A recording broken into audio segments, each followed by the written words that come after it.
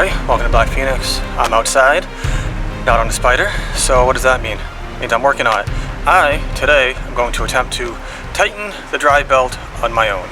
Never attempted this before, but we're going to see how it goes. I'm going to show you why. Check this out. So, there's the belt right there.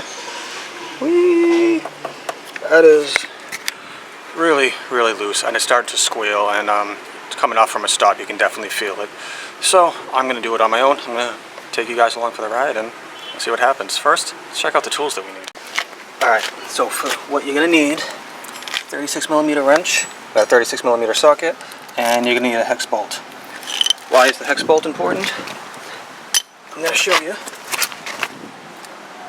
This little screw right there, right in the back of the frame, and you've got one on this side as well. What those two do on each side is the one on the left will tighten the bolt.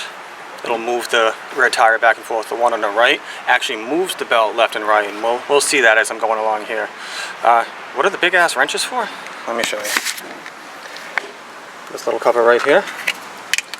We have that bolt right there, and if we slide to this side, look at, we got another cover right here. So basically what I got to do is loosen this one up just enough. I don't have to take this pin out or anything like that, and that way we can get the tire to move and tighten the bolts and all that. As you can see, I've already got it jacked up just enough off the ground so we can get this tire to spin. So let me get set up, let me get this thing loose and bring you guys back in.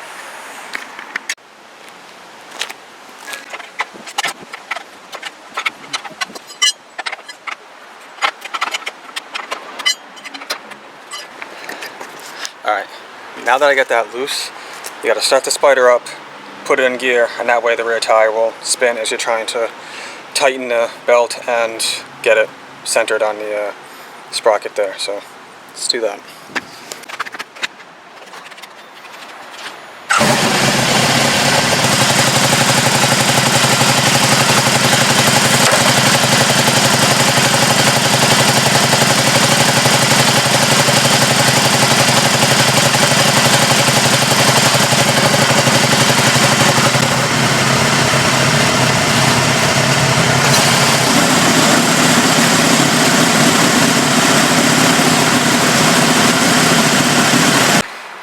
Alright, so I think I got it. Take a look at it now.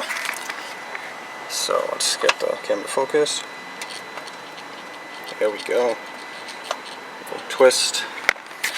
Not bad at all. So what I'm going to do, I'm going to tighten up the rear nuts that I loosened up in the back, take it off the jack, and we'll have to go for a test ride, see how it feels.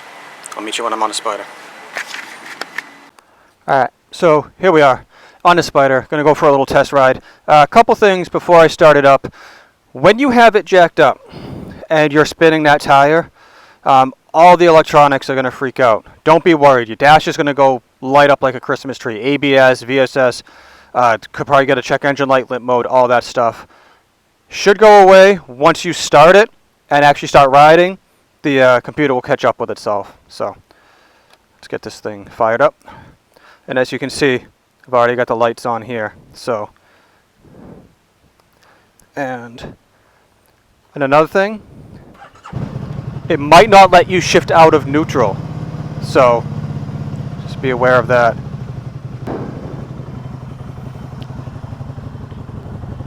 Alright, so exactly what I was talking about. I just pushed this back, notice the dash, everything's gone. So again, don't be worried. I know when you do stuff like this, it freaks out and you see all the dash lights come on.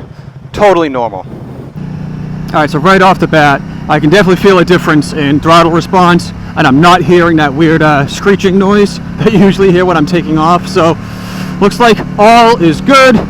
Belt is tight. Now, I know some of you have probably been watching this and you're waiting for me to, what's the word? Eventually. Alright, so you guys are waiting for me to acknowledge that I didn't use any sort of tool to measure belt tension. I just kind of wiggled it a little bit and twisted it. That is an extremely old school method of doing it before they really had those types of tools.